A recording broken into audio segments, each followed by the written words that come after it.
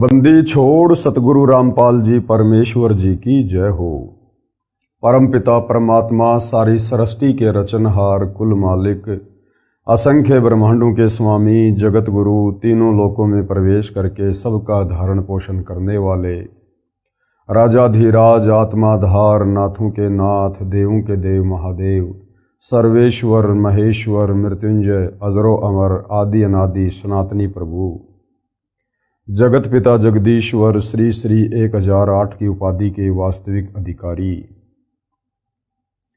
अकाल मूर्त शब्द स्वरूपी राम वासुदेव सर्वगतम ब्रह्म परम पूज्य प्रथम पूज्य परम संत परम पुरुष परम धनी परम दयालु सत्य कबीर हक्का कबीर अल्लाहु कबीर अल्लाहु अकबर बाखबर अल्लाह ताला जगत के तारणहार जगत के मुक्तिदाता जगत के जगन्नाथ हारे के सहारे हिंदुओं के राम मुसलमानों के अल्लाह सिखों के वाहिगुरु ईसाइयों के मसीह दया के सागर दया निधि करुणा के सागर करुणा निधि स्वयंभू परिभू संकट मोचन कष्ट हरण मंगल करण दुख भंजन अविगत कबीर निर्विकार निर्विषम परमात्मा अलय अलेख सतगुरु आदि अनादि सतगुरु असली मर्यादा पुरुषोत्तम असली राम असली कृष्ण असली घनश्याम असली मुरारी राजाओं के राजा महाराजाओं के महाराजा शहंशाहों के शहंशाह सम्राटों के सम्राट भगवानों के भगवान अल्लाहों के अल्लाह प्रभुओं के प्रभु मसीहाओं के मसीह सच्चे वाहिगुरु बाबाओं के बाबा पीरों के पीर सेठों के सेठ जगत सेठ सावड़सा सेठ सर्वगुण संपन्न अनंत कोटि कलाओं के स्वामी अनंत कोटि ब्रह्मांडों के नायक योगियों में महायोगी ध्यानियों में महाध्यानी सिद्धों में परम सिद्ध ज्ञानियों में तत्वज्ञानी ब्रह्म ज्ञानी महाज्ञानी परम ज्ञानी सर्वश्रेष्ठ ज्ञानी विज्ञानी युवा कबीर समर्थ कबीर असमवात अमित ओजा सच्चे रहनुमा करीम अल्लाह सुभान अल्लाह दुनिया के अंतिम पैगंबर 8 सितंबर 1951 से गांव धनाना जिला सोनीपत हरियाणा भारतवर्ष की पावन भूमि पे प्रकट रियल कल्कि भगवान श्री नारायण साकार हरि श्री बाबा साहेब नूर अनंत परमात्मा सच्चे दरवेश सच्चे बाखबर संत शिरोमणि सतगुरु रामपाल जी परमेश्वर जी के चरण कमल में आप और हम सभी भाई बहनों का अनंत कोटि दंडवत प्रणाम। सत्साई भाई और बहनों, बहुत बड़ी दया बहुत बड़ी मेहर पूज्य गुरुदेव भगवान की परमेश्वर रामपाल जी की जिनके शुभ आशीर्वाद से विशेष आशीर्वाद से उन्हीं के सत्संगों के संग्रह के ऊपर बन चुकी पवित्र आध्यात्मिक पुस्तक कबीर बड़ा या कृष्ण इसके ऊपर वीडियो बनाने की श्रृंखला जारी है। इसी श्रृंखला में आज हमारा ये 7वें नंबर का वीडियो है और प्रत्येक वीडियो में हमें भक्ति मार्ग को लेकर अध्यात्म को लेकर शास्त्रों की गूढ़ जानकारी को लेकर वो तमाम प्रकार की जानकारियाँ उपलब्ध हो रही हैं जो जानकारियाँ हम सदियों से प्राप्त नहीं कर पाए। ये आत्मा युगों युगों से परमात्मा की सतभक्ति के लिए भटक रही थी, परमेश्वर के दीदार के लिए तड़प रही थी, परंतु कुछ भी हासिल नहीं हुआ। क्यों? क्योंकि हमारे तत्व ज्ञानहीन नादान धर्मगुरुओं ने हमें शास्त्र अनुकूल भक्ति मार्ग वाला रास्ता नहीं दिखाया, क्योंकि वो स्वयं भटके हुए थे, उन्हें स्वयं तत्व ज्ञान नहीं था। और तत्व ज्ञान के बिना सृष्टि रचना को समझे बिना जाने बिना आप किसी भी धर्म के धर्म ग्रंथ का सारांश नहीं समझ सकते। यही कारण रहा सदियों से परमात्मा चाहने वाली आत्माएं भक्ति और भगवान से दूर रही और शास्त्रों के विरुद्ध साधना करते करते अंत में प्रेत योनि पाई, भूत योनि पाई और अपनी दुर्गति करवाई, 184 योनियों में भ्रम के भटक के। अब भाई और बहनों, सारी सृष्टि के सृजनहार कबीर परमेश्वर जी ने बहुत बड़ी रजा की है, दया की है। अपने विधान अनुसार परमेश्वर 8 सितंबर 1951 को गांव धनाना जिला सोनीपत हरियाणा भारतवर्ष की पावन भूमि पर प्रकट हुए हैं। तत्वदर्शी संत की जगत गुरु की भूमिका कर रहे हैं और सन 1994 से हमें आध्यात्मिक ज्ञान दे रहे हैं, भक्ति मार्ग बता रहे हैं, और सन 2000 से सर्व धर्मों के धर्मशास्त्रों से गूढ़ ज्ञान, गूढ़ जानकारी हमें उपलब्ध करवा रहे हैं, हमें आत्म कल्याण का मार्ग दिखा रहे हैं। तो भाइयों और बहनों, ये जो पवित्र पुस्तक कबीर बड़ा या कृष्ण है, ये सर्व धर्मों के, सर्व धर्मशास्त्रों के ज्ञान से प्रमाणित है। विशेषकर हिंदू समाज के भाई बहनों के लिए ये पुस्तक किसी वरदान से कम नहीं है। यदि आपने दिल थामकर, धैर्य के साथ, रुचि लेकर, निष्पक्ष भाव से इस पवित्र पुस्तक कबीर बड़ा या कृष्ण को पढ़ लिया या इस पर बन रहे तमाम वीडियो देख लिए, आपको पता चलेगा कि वास्तव में वो एक सर्वशक्तिमान परमेश्वर कौन है, जिन्होंने सर्व ब्रह्मांडों की रचना की है, जिसके अधीन ये सभी दैवीय शक्तियां हैं। तो भाइयों और बहनों, हमारा जो टॉपिक है वो चल रहा है जनता की अदालत में। जनता की अदालत में शास्त्रों को लेकर, भक्ति और भगवान को लेकर विषय चालू है। कबीर जी की तरफ से उनके वकील हैं सतगुरु रामपाल जी। हालांकि कबीर परमेश्वर स्वयं ही अपने वकील होते हैं, लेकिन यहाँ पर भगत समाज को समझाने की दृष्टि से हम सतगुरु रामपाल जी को कबीर जी के वकील के रूप में पेश कर रहे हैं, जैसा कि इस पुस्तक में लिखा हुआ है। दूसरी तरफ श्री कृष्ण जी के वकील हैं हिंदू धर्म के तमाम आचार्य, शंकराचार्य, गुरुजन। और इस मुकदमे में जो जज है वो जनता है, क्योंकि जनता शिक्षित है, पढ़ी लिखी है, सर्वशास्त्र उपलब्ध हैं। जनता अपनी आंखों से सारे प्रमाण देखकर स्वयं निर्णय करेगी कि वास्तव में कबीर बड़ा या कृष्ण। मुकदमा क्या है? श्री कृष्ण जी के वकीलों ने, अर्थात हिंदू धर्म गुरुओं ने ये कहा है कि श्री कृष्ण अर्थात विष्णु ही सर्वशक्तिमान परमात्मा है।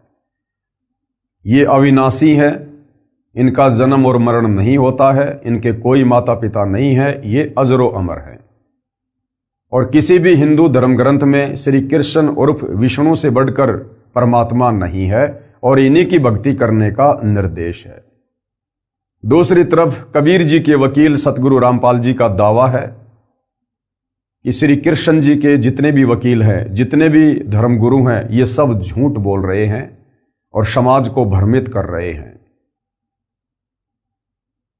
कबीर जी के वकील सतगुरु रामपाल जी का कहना है कि श्री कृष्ण अर्थात विष्णु अजरो अमर नहीं है, और किसी भी धर्मशास्त्र में श्री कृष्ण उर्फ विष्णु की पूजा करने का विधान नहीं है, ना वेदों में ना गीता में। और श्री कृष्ण उर्फ विष्णु के माता पिता हैं। इनकी माता का नाम देवी दुर्गा है और इनके पिता का नाम काल ब्रह्म है। और ये तीन भाई हैं, ब्रह्मा, विष्णु, महेश। और महाभारत के युद्ध में गीता का ज्ञान श्री कृष्ण जी ने नहीं बोला, अपितु श्री कृष्ण जी के शरीर में प्रेत की भांति प्रवेश करके इस काल ब्रह्म ने गीता का ज्ञान दिया। और भाइयों और बहनों, हमने वीडियो नंबर 5 में देखा कि जनता की अदालत में, जनता के सामने कबीर जी के वकील सतगुरु रामपाल जी ने हिंदू धर्मशास्त्रों से ही प्रमाणित कर दिया कि वास्तव में श्री कृष्ण जी के वकील अर्थात तमाम हिंदू धर्म गुरु गलत हैं, इन्हें अपने शास्त्रों का भी ज्ञान नहीं है। और कबीर जी को सर्वश्रेष्ठ, सर्वशक्तिमान, सर्व ब्रह्मांडों के रचयिता साबित किया। साथ में वीडियो नंबर 6 में सतगुरु रामपाल जी ने बताया कि जितने भी हिंदू धर्मगुरु हैं जिन्होंने गीता जी का अनुवाद किया है, उन्होंने अनुवाद करने में भी त्रुटि की है, गफलत की है। गीता अध्याय 18 श्लोक 66 में एक वर्ज शब्द है जिसका अर्थ है जाना, किंतु सर्व गीता अनुवादकों ने उसका अर्थ किया है आना। उन्होंने अर्थ का अनर्थ किया है, गीता के श्लोक का भावार्थ ही बदल दिया है अपनी तत्व ज्ञानहीनता के चलते। आज भाइयों और बहनों, जनता की अदालत में ये 7वें नंबर का वीडियो है। इस वीडियो में कबीर जी के वकील सतगुरु रामपाल जी धर्मशास्त्रों से प्रमाणित कर रहे हैं कि पूजा के योग्य केवल एक ही परम शक्ति है, एक ही परमेश्वर है, वे हैं परम अक्षर ब्रह्म अर्थात सत्य पुरुष कबीर देव। तो भाई और बहनों, अब हम आगे बढ़ते हैं जनता की अदालत में। और कबीर जी के वकील सतगुरु रामपाल जी कह रहे हैं कि परम अक्षर ब्रह्म की भक्ति से पूर्ण मोक्ष होगा। श्री कृष्ण जी की भक्ति से अर्थात ब्रह्मा विष्णु महेश की भक्ति से, देवी देवताओं की भक्ति से, देवी दुर्गा की भक्ति से और काल ब्रह्म की भक्ति से भी पूर्ण मोक्ष नहीं है। साधक यहीं पर जन्म और मरण में रहेगा, लक 84 योनियों में भटकेगा, नरक का कष्ट भी भोगेगा, तपतशिला की पीड़ा भी भोगेगा। यदि जन्म मरण से छुटकारा चाहिए तो जो साधना हमारे धर्मशास्त्रों में वर्णित है, उस साधना के अनुसार साधक ने परम अक्षर ब्रह्म यानी कबीर देव की पूजा करनी पड़ेगी। उनकी भक्ति से ही हम परम शांति और शाश्वत स्थान सतलोक को प्राप्त करेंगे। तो किस प्रकार से सतगुरु रामपाल जी प्रमाणित कर रहे हैं? परम अक्षर ब्रह्म अर्थात कबीर परमेश्वर की भक्ति से पूर्ण मोक्ष होता है। और क्या कुछ कहा जा रहा है? काल ब्रह्म व देवताओं की भक्ति करके भी जीव का जन्म मरण का चक्कर समाप्त नहीं होता, क्योंकि ये स्वयं जन्म व मृत्यु के चक्कर में है। काल ब्रह्म यानी 21 ब्रह्मांड का स्वामी, ज्योति निरंजन, दुर्गा का पति, ब्रह्मा विष्णु महेश का पिता। इस काल ब्रह्म की भक्ति से, देवी दुर्गा की भक्ति से, अन्य देवताओं की भक्ति से जन्म मरण का कष्ट समाप्त नहीं होगा, क्योंकि ये खुद जन्म और मरण में है। गीता ज्ञानदाता ने गीता अध्याय 2 श्लोक 12, गीता अध्याय 10 श्लोक 2, गीता अध्याय 4 श्लोक 5 और 9 में खुद अपने जन्म और मृत्यु को स्वीकार किया है। तो इनकी भक्ति करने से साधक का जन्म मरण का चक्कर समाप्त नहीं हो सकता। संत गरीबदास जी ने परमेश्वर कबीर जी से प्राप्त ज्ञान को इस प्रकार बताया है। आदरणीय गरीबदास जी कौन थे? ये गांव छुडानी, जिला झज्जर, हरियाणा में हुए हैं लगभग 300 वर्ष पहले।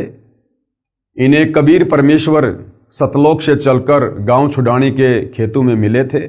इनकी आत्मा को शरीर से निकालकर सतलोक लेकर गए थे। इनका ज्ञान योग खोला, इन्हें सतलोक के सुखों से परिचित करवाया और 21 ब्रह्मांड में जितनी भी दैवीय शक्तियां हैं उन सब की स्थिति से परिचित करवाया।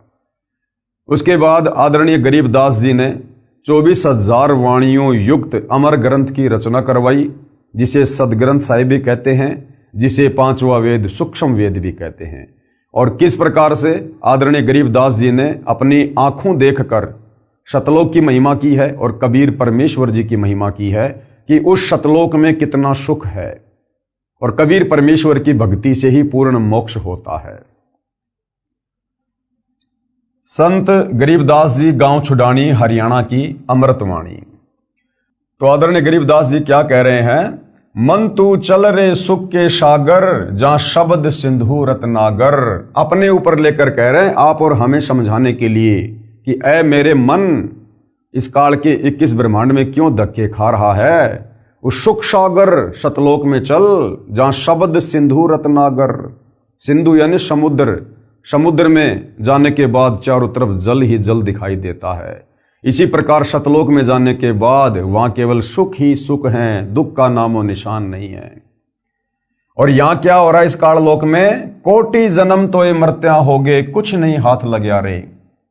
करोड़ों जन्म, अरबों खरबों जन्म हमने यहाँ पर मनुष्य के प्राप्त कर लिए, देवी देवताओं के प्राप्त कर लिए। मरने के बाद हमारे हाथ में कुछ नहीं रहा, फिर से जन्म मरण में लक 84 योनियों में। और कुकर शुकर खरबया बोरे, लक 84 योनियों में जाकर फिर हम गधे कुत्ते सुअर बने, कौआ हंस बुगारे। फिर कह रहे हैं कोटि जन्म तू राजा के न्या और मिटी न मन की आशा। आदरणीय गरीबदास जी क्या कह रहे हैं? भाई करोड़ों बार तू राजा के जन्म प्राप्त कर चुका है, लेकिन फिर भी तेरी इच्छाओं का अंत नहीं हुआ। करोड़ों बार। अब भाई और बहनों विचार करो, हम कब से सतलोक से बिछोड़कर इस काल के लोक में सजा भोग रहे हैं, कष्ट भोग रहे हैं। आदरणीय गरीबदास जी कह रहे हैं कोटि जन्म तू राजा की न्या मिटी न मन की आशा। भाई और बहनों, एक साधारण मनुष्य जन्म हमें उस समय मिलता है जब हम लक 84 योनि का एक चक्कर काट लेते हैं।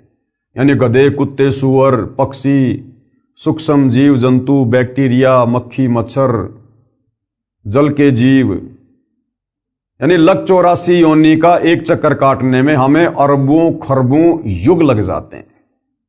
उसके बाद हमें बड़ी मुश्किल से एक मनुष्य जन्म मिलता है परमेश्वर के विधान अनुसार। अब भाइयों और बहनों,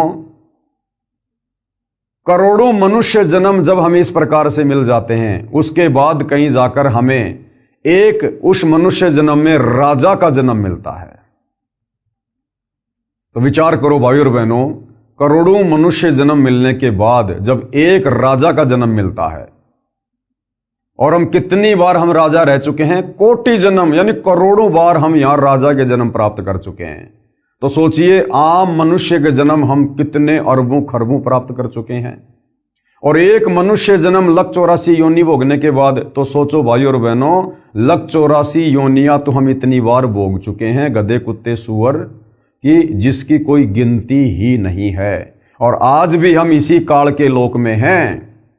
आज हमें गुरुदेव ने केवल मौका दिया है, मौका संभलने का, सुधरने का, अपनी भूल सुधार करने का, वापस सतलोक जाने का, भक्ति करने का।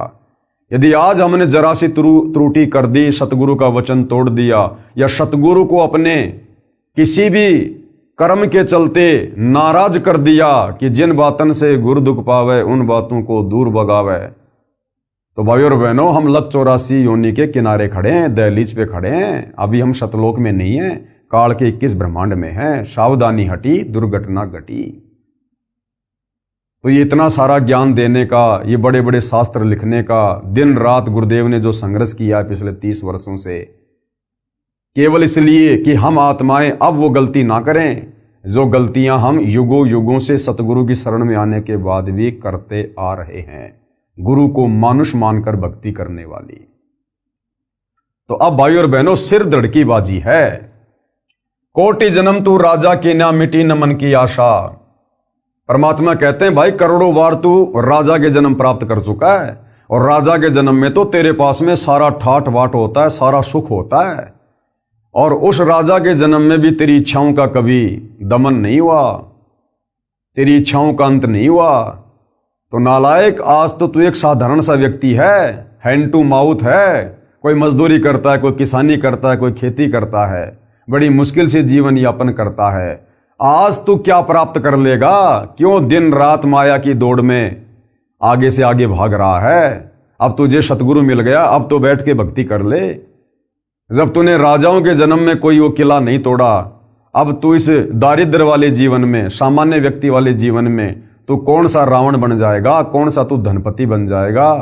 और ये धनपति ये भी सतगुरु की भक्ति ही बनाएगी, अन्यथा जो हमारे भाग्य में है हमें केवल वही मिलेगा, चाहे हम कितने पैर क्यों ना पटक लें।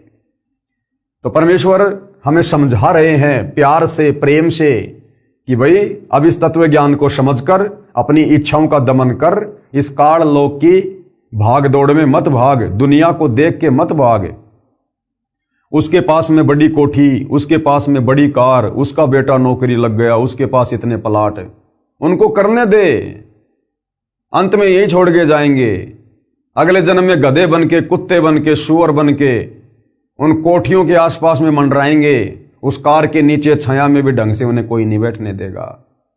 तो तत्व ज्ञान देकर गुरु हमारी बंद बुद्धि के दरवाजे खोलते हैं कि शांत हो जा, धैर्य से काम ले, विवेक से काम ले, इन सुखों की इच्छा तू सतलोक में कर।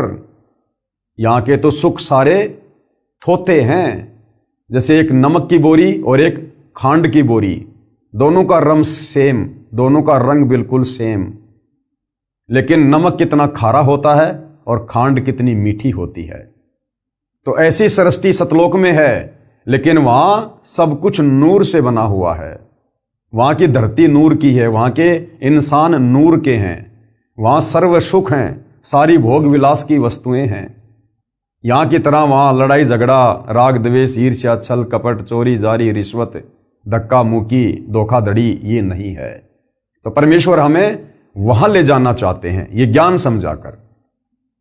कोटि जन्म तू राजा की न मिटी न मन की आशा, और भिक्षुक होकर दर दर हांड्या मिला न निर्गुण रासा। और बहुत सारे जन्मों में तू साधु संत बनकर भगत बनकर तूने परमात्मा प्राप्ति के लिए भी कठिन प्रयत्न किए, लेकिन तुझे वो निर्गुण रासा अर्थात मोक्ष मार्ग नहीं मिला। अब मिला है तो अब तू गफलत कर रहा है, तो फिर भाई कैसे बात बनेगी। फिर क्या कह रहे हैं आदरणीय गरीबदास जी, इंद्र कुबेर ईश की पदवी और ब्रह्मा वरुण धर्मराया, विष्णुनाथ के लोक को जाकर तू बहुर वापस आया। कि हे मन, ये काल जब तू मनुष्य जन्म प्राप्त करता है तो तेरे 3 इंजेक्शन लगवा देता है, रजगुण ब्रह्मा का, सतगुण विष्णु का, तमगुण शंकर का, और तू अपनी तमाम याददाश्त को खो बैठता है कि मैं पूर्व जन्म में क्या था, कहाँ था, मैं राजा भी रह चुका हूं, मैं देवता भी रह चुका हूं, मैं ब्रह्मा विष्णु महेश के पद को भी प्राप्त कर चुका हूं। तो अब हमें सतगुरु याद दिला रहे हैं कि हे मन, तू देवताओं का राजा इंद्र भी रह चुका है, तू धन का देवता कुबेर भी रह चुका है, और ईश की पदवी यानी ब्रह्मा विष्णु महेश के पद भी तू प्राप्त कर चुका है। ब्रह्मा वरुण धर्मराया और विष्णुनाथ के पुर को जाकर और विष्णु भगवान के लोक में जाकर भी तू वापस आ चुका है, बहुर अपूठा आया। यानी तूने इस मनुष्य जन्म में इस पृथ्वी पर भक्ति करके काल की, या कभी सतगुरु आए उनसे उपदेश लेकर टूटी फूटी भक्ति की, बीच में छोड़ दी, उस भक्ति के प्रतिफल में तू ऊपर के लोकों में देवपद भी प्राप्त कर चुका है, लेकिन फिर भी तेरी इच्छाओं का अंत नहीं हुआ, तुझे वो परमात्मा नहीं मिला, तुझे वो भक्ति मार्ग नहीं मिला जो तुझे पूर्ण मोक्ष प्रदान करवा दे, और यदि मिला तो उस पर तू नहीं रुक पाया। तो कहने का मतलब है कि अब तुझे मौका मिला है, अब तुझे परमात्मा ने फिर से सुअवसर दिया है, तेरे ऊपर मेहरबान हुए हैं, अब इस मौके को मत चूक, इस ज्ञान को आधार बना। फिर क्या कह रहे हैं, असंख्य जन्म तो ये मरत्या होगे, जीवित क्यों ना मरे रे, और 12 मध्य महल मठ बोरे, बहुर ना दे धरे रे। गरीबदास जी कह रहे हैं असंख्य जन्म तो ये मरते होंगे और जीवित क्यों ना मरे रे, कि हर बार तू मनुष्य जन्म प्राप्त करता है, हर बार तेरी मृत्यु होती है, और तेरा जोड़ा जाड़ा धन, तेरा परिवार, तेरी संपत्ति यहीं पर रह जाती है, तू हाय हाय करता हुआ मर जाता है। यहीं पर किसी न किसी धन में, बेटा में, बेटी में, पोता में, पोती में तेरी आस्था रह जाती है, और तू यहीं पर वापस गधा कुत्ता शुअर बनकर घूमता रहता है। अब गरीबदास जी कह रहे हैं भैया तुझे तत्व ज्ञान मिल गया, तुझे सतगुरु मिल गया, अब तू जीवित मरना सीख ले। अब तुझे गुरु ने सतलोक से इस काल लोक की तुलना करके दिखा दी कि ये तो खोकापुर है, खोकापुर, यहां कुछ नहीं है सिवाय कष्टों के, दुखों के, पीड़ाओं के, जन्म और मरण के, लग 84 योनियों के।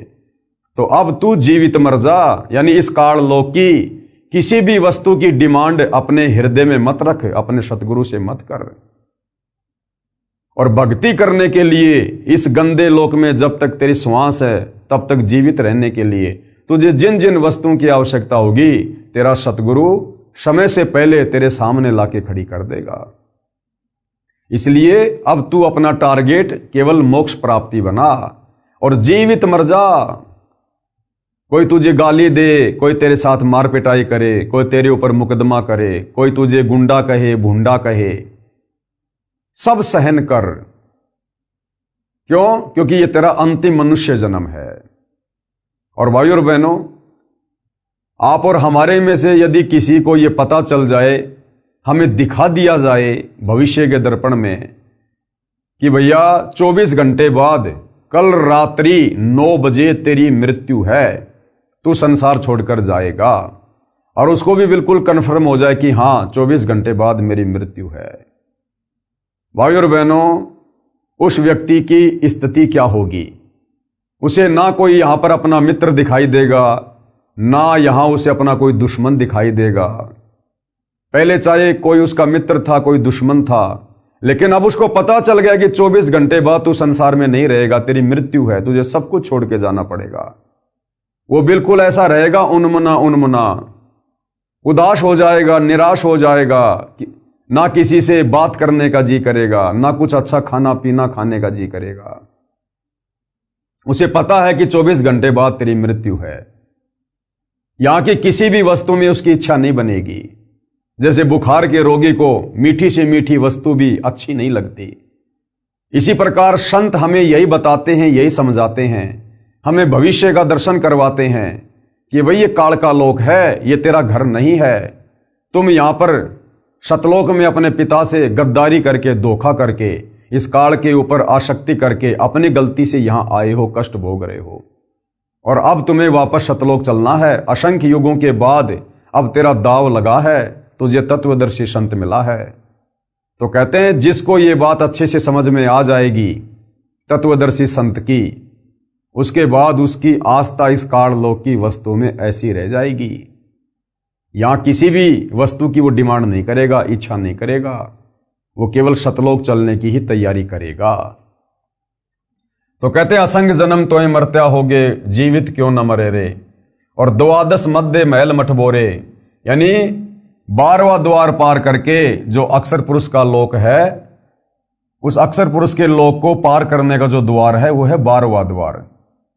कहते हैं उसके बाद महल मठबोरे, यानी वो सतलोक है जहां जाने के बाद बहुर ना दे धरे रे। फिर तू कभी शरीर धारण नहीं करेगा ये 5 तत्व वाला, वहां तुझे नूरी शरीर मिलेगा, शब्द से तेरी उत्पत्ति होगी और सदा तू वहां पर ठाट बाट करेगा। फिर आगे क्या समझाया आदरणीय गरीबदास जी ने, दो जग बहिस्त सभी ते देखे राजपाट के रसिया, और 3 लोक से तिरपत नाई ये मन भोगी खसिया। कि हे मन, तू करोड़ों बार मनुष्य जन्म प्राप्त करके मृत्यु के बाद फिर तू नरक में भी गया, बहिस्त यानी स्वर्ग में भी गया, और राजपाट की रसिया, तूने राज्य भी भोगा, और 3 लोक से तिरपत नाई ये मन भोगी खसिया। और यदि तुझे 3 लोकों का राज दे दिया जाए तो भी तत्व ज्ञान के अभाव में तेरी इच्छा पूर्ति नहीं हो सकती है, तुझे और अधिक प्राप्त करने की चाहत बनी रहेगी कि और किसी लोक के ऊपर अपना स्वामित्व कायम करूं। तो परमात्मा कहते हैं यदि इस मन की इच्छाओं को शांत करना है तो तत्वदर्शी संत से उपदेश लेकर भक्ति कर। सुमरण से, भक्ति से, दान धर्म से इन इच्छाओं का अंत होगा, और ये अंत हुए बिना हम सतलोक नहीं जा सकते, वहां के सुख नहीं भोग सकते। जब तक हम काल लोक के सुखों को नहीं त्यागेंगे हृदय से, दिल से, तब तक हम सतलोक के वास्तविक सुखों को प्राप्त करने के अधिकारी नहीं बनेंगे। फिर क्या कहा, सतगुरु मिले तो इच्छा मेटे, पद मिल पदय समाना, चल हंसा उस लोक पठाऊं जो आदि अमर अस्ताना। ये इच्छाएं कैसे समाप्त होंगी? सतगुरु मिले तो इच्छा मेटे। सतगुरु हमें तत्व ज्ञान देगा, हमें काल लोक से सतलोक की तुलना करके दिखाएगा, यहां के दुखों से परिचित करवाएगा, सतलोक के सुखों से अवगत करवाएगा।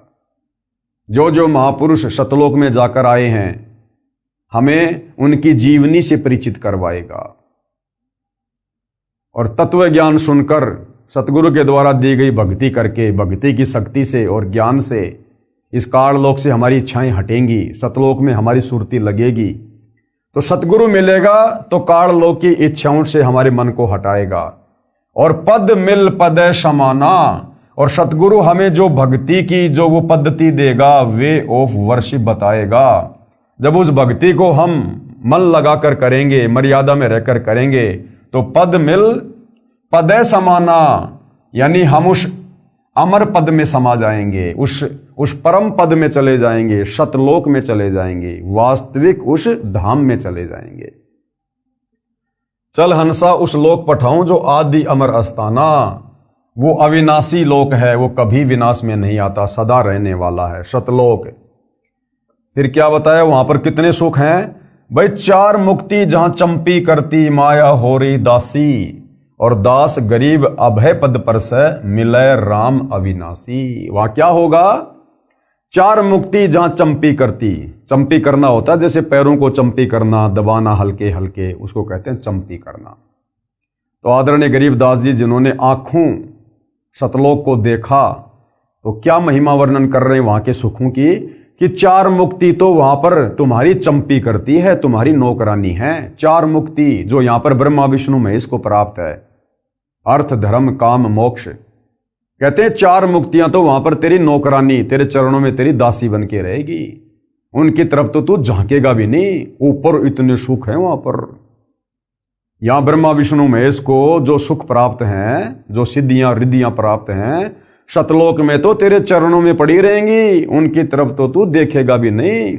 वहां इतने ठाट बाट हैं, इतने सुख हैं। अरे जिसके बाप ने अपने बेटे को एरोप्लेन लाके दे दी, वो साइकिल की तरफ देखता भी नहीं। तो सतलोक के सुखों की तुलना में इस काल लोक के ये ब्रह्मा विष्णु महेश को जो 4 मुक्तियां प्राप्त हैं, ये तो साइकिल के समान है, साइकिल के समान। 4 मुक्ति जहां चंपी करती माया होरी दासी, और दास गरीब अभय पद पर से। गरीब दास जी कह रहे हैं तुम उस अभय पद को, जहां जाने के बाद कोई डर नहीं, कोई भय नहीं, तुम उसको प्राप्त हो जाओगे। और फिर क्या होगा? मिले राम अविनाशी, और तुम्हें वहां पर फिर वो अविनाशी कबीर परमेश्वर मिलेगा।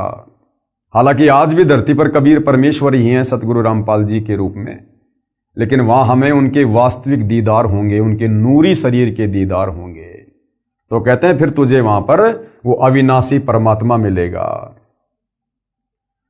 सूक्ष्म वेद की वाणी का सरलार्थ है, आत्मा अपने साथी मन को अमर लोक के सुख तथा इस काल ब्रह्म के लोक के दुख को बताकर सुख के सागर रूपी अमर लोक यानी सतलोक में चलने के लिए प्रेरित कर रही है।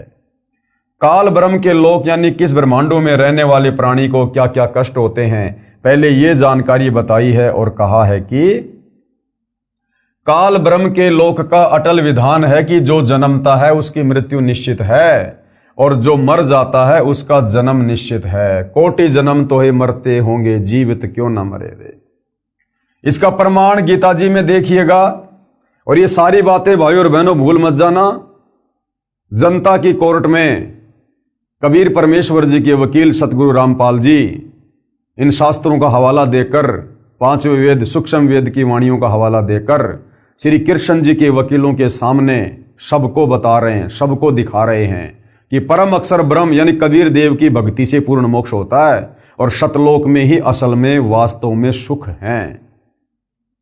श्रीमद् भगवत गीता अध्याय 2 श्लोक 22 में इस प्रकार कहा है। क्या कहा है? कि जैसे मनुष्य पुराने वस्त्रों को त्याग कर दूसरे नए वस्त्र ग्रहण करता है, वैसे ही जीव आत्मा पुराने शरीर को त्याग कर दूसरे नए शरीरों को प्राप्त करता है। गीता अध्याय 2 श्लोक 27 में क्या कहा है? क्योंकि जन्मे हुए की मृत्यु निश्चित है, यानी इस काल के लोक में जो जन्म लेता है उसकी मृत्यु निश्चित है, और मरे हुए का जन्म निश्चित है, और जो मर गया उसके बाद किसी अन्य योनि में, चाहे गधा, कुत्ता, सुअर, देवता या मनुष्य, फिर उसका जन्म निश्चित है। अर्थात जन्म और मरण 21 ब्रह्मांड का अटल नियम है। इसलिए बिना उपाय वाले विषय में तू शोक करने के योग्य नहीं है। इसलिए कह रहा कि अगर तेरे पास में सतलोक वाली भक्ति नहीं है, अगर तेरे पास में मोक्ष प्राप्ति वाला मार्ग नहीं है, तो अर्जुन दुख करने की कोई आवश्यकता नहीं है। चाहे कितना दुखी हो ले, कितना शोक कर ले, तू रहेगा यही जन्म और मरण में, जब तक तेरे पास में विकल्प नहीं है शास्त्र अनुकूल साधना का। श्रीमद् भगवत गीता शास्त्र से स्पष्ट हुआ कि काल ब्रह्म के लोक का अटल नियम है कि जन्म तथा मृत्यु सदा बने रहेंगे। जैसे गीता अध्याय 2 श्लोक 12 में भी कहा है कि हे अर्जुन, तू और मैं यानी गीता ज्ञानदाता तथा ये सर्व राजा लोग पहले भी जन्मे, ये आगे भी जन्मेंगे। यानी गीता ज्ञानदाता हिंदू भाइयों के अनुसार उनका श्री कृष्ण और विष्णु, और रियल में ये ब्रह्म काल ब्रह्म कह रहा है कि यहां तो भाई तेरी भी जन्म और मृत्यु है अर्जुन, मेरी भी जन्म और मृत्यु है। और ये जितने भी राजा लोग जो महाभारत के युद्ध में खड़े हैं, ये पहले भी थे, यानी पहले भी इनका जन्म हुआ था, आज भी ये यहां पर खड़े हैं और आगे भी इनका जन्म होगा। यानी किस ब्रह्मांड में जन्म और मृत्यु निश्चित है, यहां के भगवान की भी और उसके भक्तों की भी। गीता अध्याय 4 श्लोक 5 में गीता ज्ञानदाता ने कहा है कि हे अर्जुन, तेरे और मेरे बहुत जन्म हो चुके हैं, तू उन सब को नहीं जानता, मैं जानता हूं। गीता ज्ञानदाता कौन? काल ब्रह्म गीता का ज्ञान देते समय अर्जुन को कह रहा है अपनी जन्म और मृत्यु के बारे में। गीता अध्याय 4 श्लोक 5 में गीता ज्ञानदाता ने कहा है। अब गीता ज्ञानदाता चाहे श्री कृष्ण जी को समझो चाहे काल ब्रह्म को समझो, क्या कह रहा है कि हे अर्जुन, तेरे और मेरे बहुत जन्म हो चुके हैं, उन सबको तू नहीं जानता, मैं जानता हूं। अर्थात गीता ज्ञान देने वाला भगवान भी जन्म और मरण में है। जब गीता का ज्ञान देने वाला हिंदुओं का सर्वश्रेष्ठ भगवान कृष्ण और विष्णु ही जन्म और मरण में है, तो भला फिर इनकी पूजा करके, इनकी भक्ति करके आप और हमारा जन्म मरण का कष्ट कैसे समाप्त हो सकता है? और यदि मनुष्य जन्म प्राप्त करके जन्म मरण का कष्ट समाप्त नहीं हुआ तो फिर हमारा मोक्ष कैसे होगा? फिर गीता अध्याय 10 श्लोक 2 में गीता ज्ञानदाता ने यह भी स्पष्ट किया है कि मेरी उत्पत्ति को न तो ऋषिजन जानते हैं ना देवता जानते हैं, क्योंकि ये सब मेरे से उत्पन्न हैं। अब बाप की उत्पत्ति को, बाप के जन्म को, बाप की डेट ऑफ बर्थ को बेटा या बेटी नहीं बता सकते, वो तो दादा बताता है, दादा। तो कबीर परमेश्वर जी ने समय समय पर इस पृथ्वी पर आकर अपनी कबीर वाणी में, अमृत वाणी में ये सारा रहस्य उजागर किया है, जो आज पुनः धरती पर प्रकट होकर सतगुरु रामपाल जी के रूप में इन धर्मशास्त्रों को खोल खोल कर हमें बता रहे हैं। तो भाई और बहनों, विश्वास हो जाना चाहिए। ये जनता की कोर्ट में मामला चल रहा है और आपको अध्याय और श्लोक बता बता के, शास्त्रों का हवाला दे दे के समझाया जा रहा है। अब भी यदि हमारी आंख नहीं खुलती है हिंदू समाज की, तो धिक्कार है फिर ये मनुष्य जन्म प्राप्त। इसलिए गीता अध्याय 8 श्लोक 15 में कहा है, माम उपेते पुनर्जन्म दुखालयम आशश्वतम न आपनुवंती महात्मान संसिद्धिम परमाम गता। क्या कह रहा है?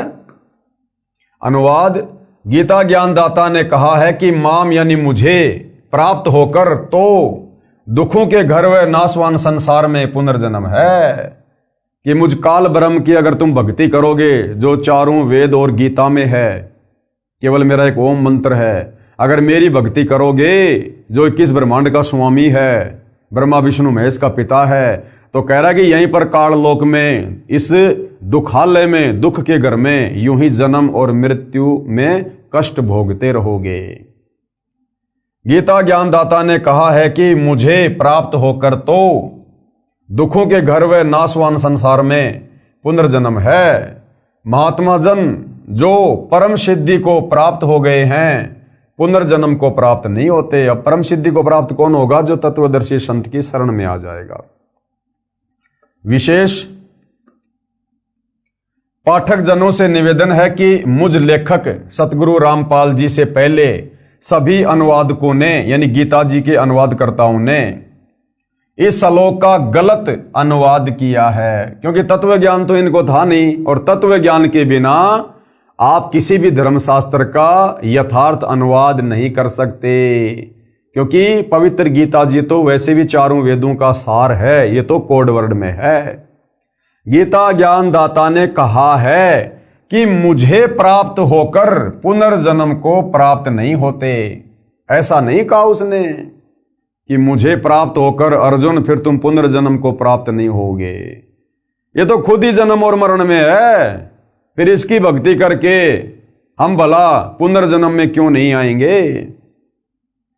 विचार करें, पहले लिखे अनेकों गीता के श्लोकों में आप जी ने पढ़ा कि गीता ज्ञानदाता ने स्वयं कहा है कि मेरे तथा तेरे अनेकों जन्म हो चुके हैं। गीता अध्याय 2 श्लोक 12, गीता अध्याय 10 श्लोक 2, गीता अध्याय 4 श्लोक 5 और 9 में खुद गीता ज्ञानदाता अपनी जन्म और मृत्यु स्वीकार कर रहा है।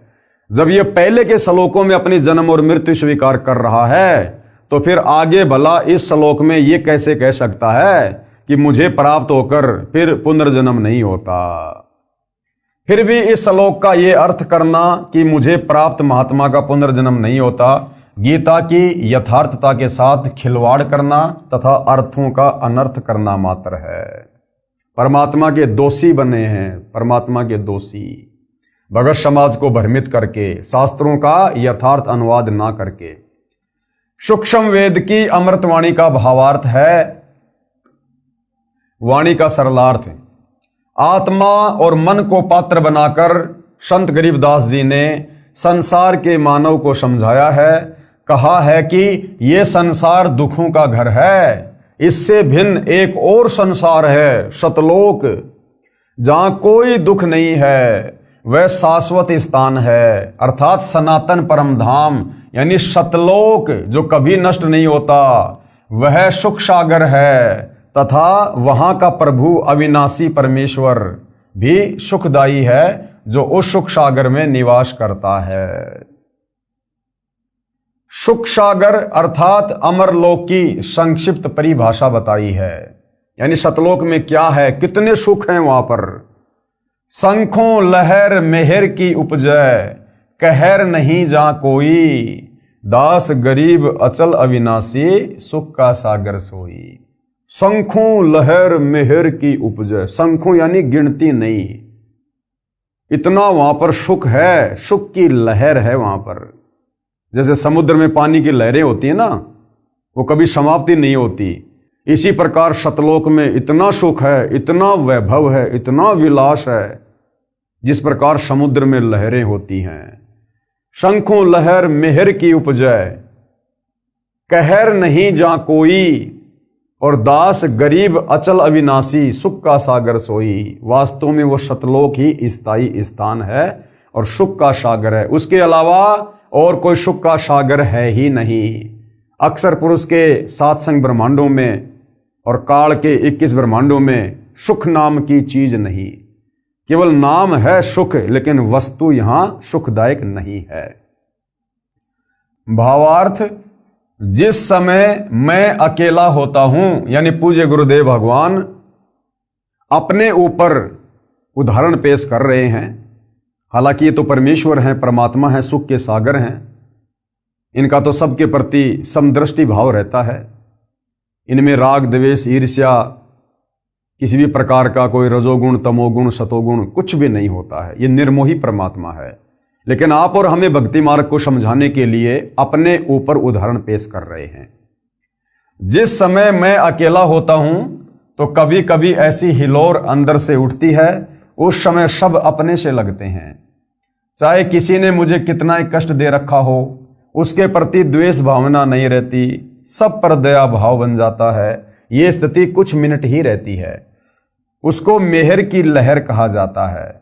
सतलोक अर्थात सनातन परम धाम में जाने के पश्चात प्रत्येक प्राणी को इतना आनंद आता है, वहां पर ऐसी असंख्यों लहरें आत्मा में उठती रहती है, क्योंकि वहां कोई राग द्वेष नहीं है, कोई लड़ाई झगड़ा नहीं, कोई मन मुटाव नहीं, किसी चीज का वहां पर कोई अभाव नहीं।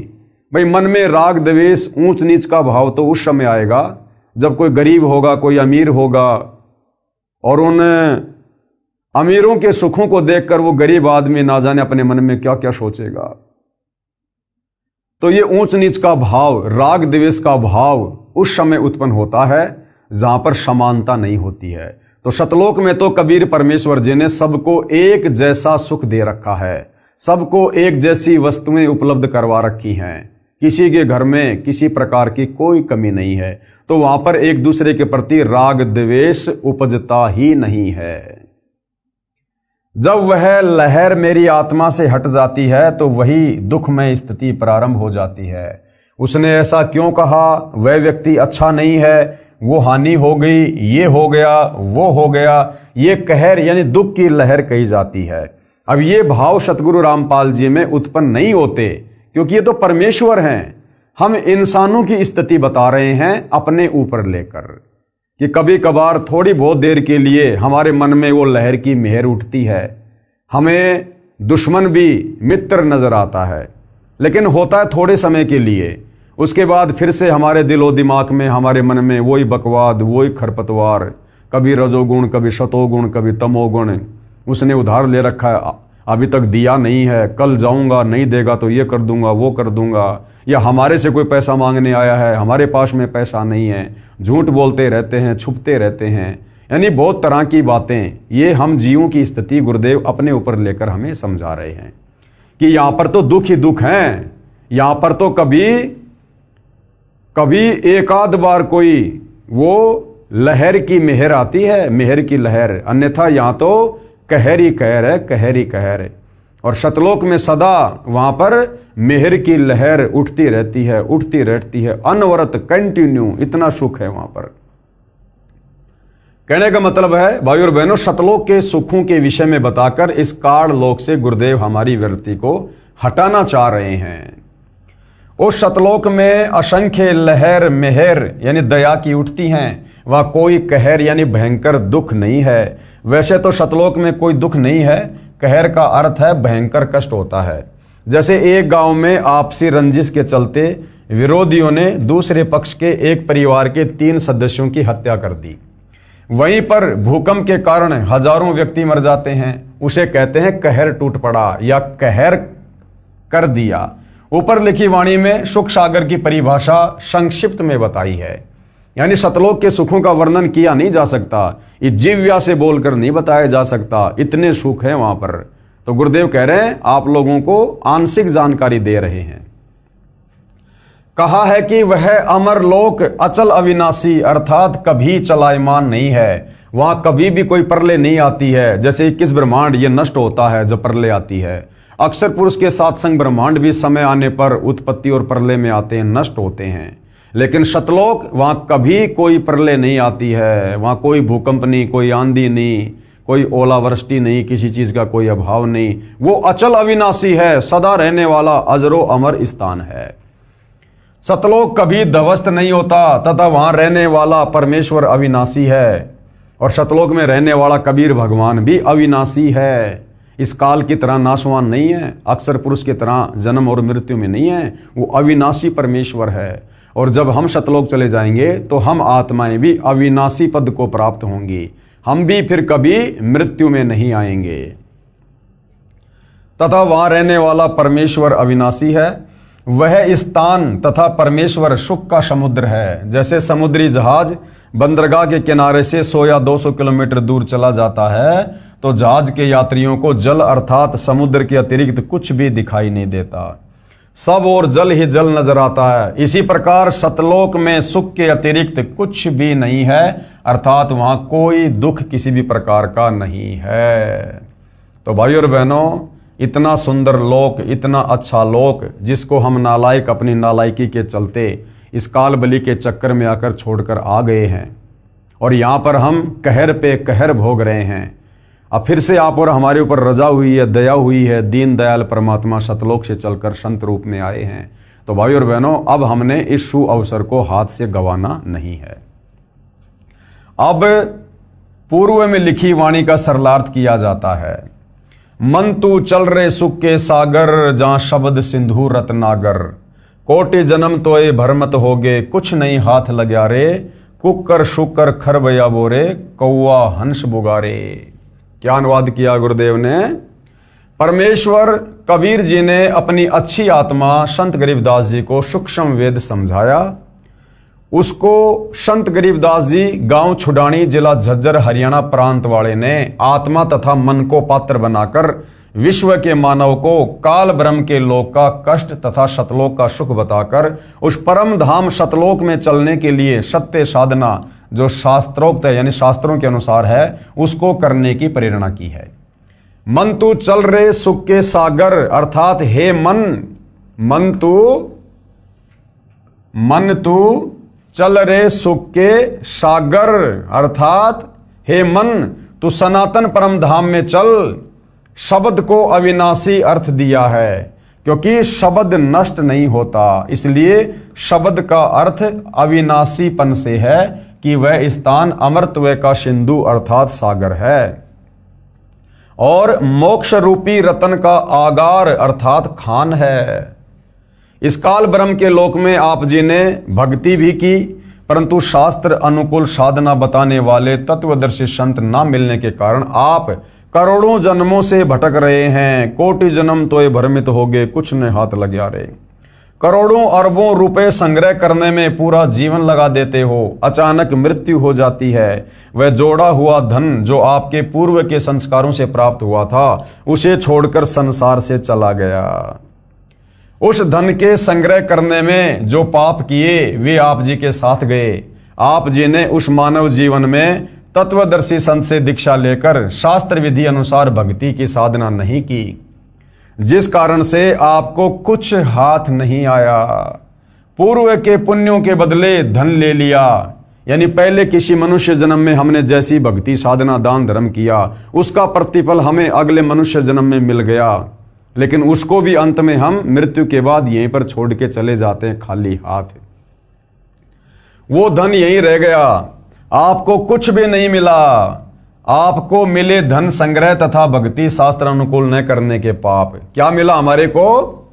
आपको मिले धन संग्रह तथा भक्ति शास्त्र अनुकूल न करने के पाप, यानी हमने धन को संग्रह करने में। अब भाई और बहनों, एक राजा होता है, अब राजा धन संग्रह करने में कितना पाप करता है। दूसरे राजा के ऊपर चढ़ाई कर देता है, लाखों हजारों सैनिकों को मरवा देता है, केवल धन प्राप्ति के लिए, राज्य प्राप्ति के लिए, जमीन प्राप्ति के लिए। जनता के ऊपर तरह तरह के टैक्स लगा देता है। जनता बेचारी कितनी परेशान हो जाती है, दुखी हो जाती है, राजा को बद्दुआ देती है, गालियां देती है, आत्मा दुखी होती है उनकी जब उनके साथ में न्याय नहीं होता है। तो धन जमा करने में हमने जो पाप कमाए वो पाप मृत्यु के बाद हमारे साथ जाते हैं।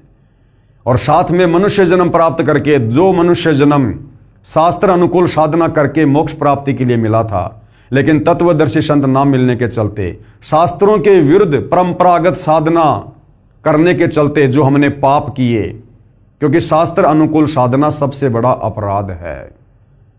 तो शास्त्र विरुद्ध साधना करके, परमेश्वर को दुखी करके, मनुष्य जन्म को बर्बाद करके हमने जो पाप कमाए, फिर अंत में शरीर छूटने के बाद वो पाप हमारे साथ जाएंगे।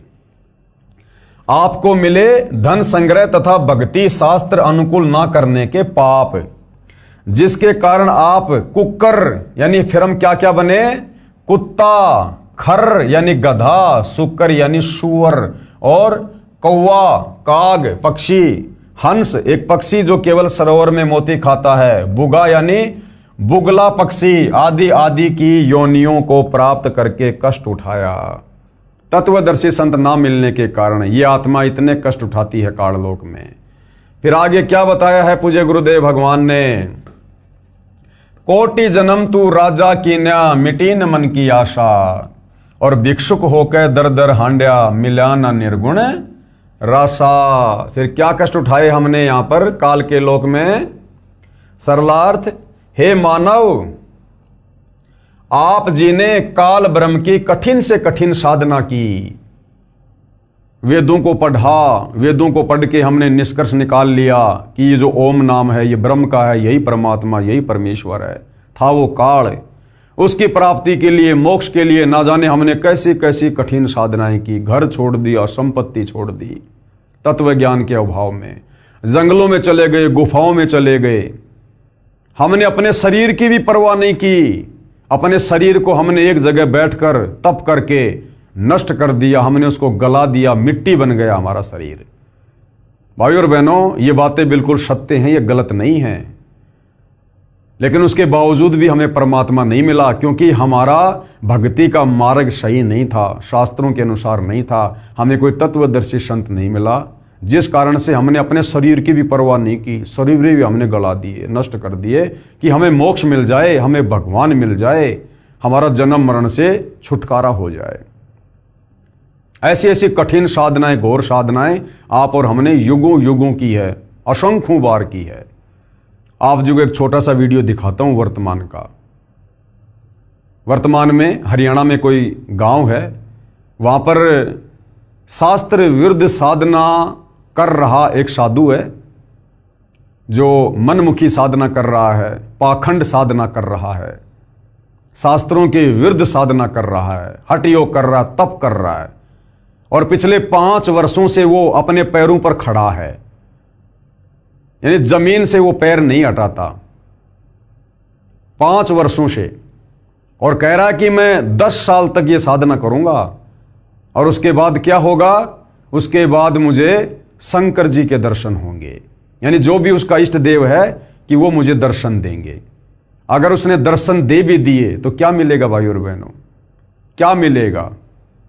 वो कह रहा है कि मुझे 10 साल के बाद में ऐसी घोर साधना करने के बाद, आप ये वीडियो देखिए एक बार भाई और बहनों, इनके पैरों की क्या हालत हो रही है। अभी तो इनकी साधना 5 साल और बाकी है। 5 साल में इनके पैरों की क्या हालत होगी, हाथी जैसे पांव हो गए। इनके सेवक दिन रात इनके पांव में दवाई लगाते रहते हैं, तेल लगाते रहते हैं, पीड़ा बहुत ज्यादा हो रही है। और इस नादान को अपने शरीर की भी चिंता नहीं है कि इसमें कोई कीड़े पड़ जाएंगे, कोई मवाद पड़ जाएगी, पैर खराब हो जाएगा, कैंसर हो जाएगा, कोई परवाह नहीं कर रहा। ये ऐसे ही आप और हमने युगों युगों भाई और बहनों इस शरीर को ऐसे ही हमने कष्ट दिया है तत्व ज्ञान के अभाव में, ये सोचकर कि मुझे मोक्ष मिलेगा, मेरे इष्ट के दर्शन होंगे, लेकिन अंत में कुछ भी हाथ नहीं लगा। भिक्षुक होकर दर दर हांड्या, मिला ना निर्गुण राशा। निर्गुण राशा यानी वो मोक्ष वाला मार्ग नहीं मिला हमें। अभी तो इसकी 5 साल बाकी हैं इस साधना की, इस पाखंड पूजा की। और कह रहा कि मुझे 10 साल बाद जब मेरी साधना समाप्त होगी, मुझे मेरे इष्ट भगवान शंकर दर्शन देंगे। अब भाई और बहनों, अगर इस भाई को तत्व ज्ञान होता, सच्चा सतगुरु अगर इसके भाग्य में होता, और देखो वो वाणी बिल्कुल सत्य है कि सकल पदार्थ है जग माही, भाग बिना नर पावत नाही, कर्महीन नर पावत नाही। हरियाणा में ही परमपिता परमात्मा कबीर साहब सतगुरु रामपाल जी के रूप में आए हुए हैं, और ये भाई भी हरियाणा में ही है, फिर भी इसका मेल परमात्मा से नहीं हो रहा है, क्योंकि कर्महीन है, इसके भाग्य में परमात्मा नहीं है, मोक्ष नहीं है। और कह रहा जब मेरी साधना 10 साल पूरी हो जाएगी, मैं अपने इष्ट शंकर जी के दर्शन करूंगा। अब आप और हमें पता है भाई और बहनों, आज गुरुदेव ने हमारी आंखें खोल दी, वरना हमने भी असंख्य जन्म ऐसे ही डले ढोए शास्त्र विरुद्ध साधना करके। अब ये शंकर जी के 10 साल बाद दर्शन करके क्या प्राप्त कर लेगा।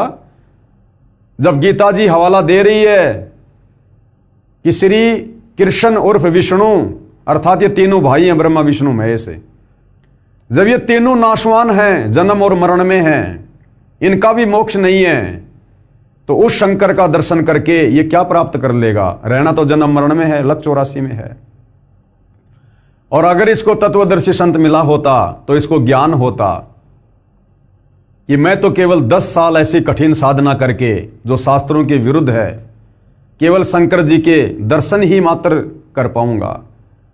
अरे शंकर जी की धर्म पत्नी पार्वती, वो तो सदा उसके दर्शन किया करती थी, उसकी अर्धांगिनी थी, उसके साथ रहा करती थी। वो भी हर बार जन्म रही थी, मर रही थी, उसका भी मोक्ष नहीं हो रहा था।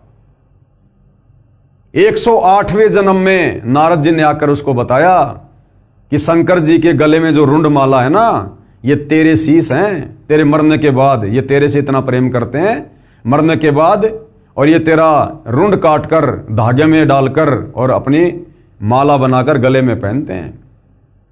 तो पार्वती ने कहा कि ये क्या चक्कर है। तो नारद ने कहा कि माताजी तेरा मोक्ष नहीं हुआ, तुझे वो अमर मंत्र प्राप्त नहीं है, जिस अमर मंत्र को प्राप्त करके तेरी उम्र भी शंकर जी के जितनी हो जाएगी। यानी तू उस समय तक नहीं मरेगी जब तक भगवान शंकर नहीं मरेंगे। मरना अंत में दोनों को है। तो अगर इस भाई को अगर वास्तव में तत्व ज्ञान होता, सच्चे सतगुरु की शरण में होता, तो ये शास्त्र विरुद्ध साधना नहीं करता, अपने शरीर को बेवजह ये कष्ट नहीं देता।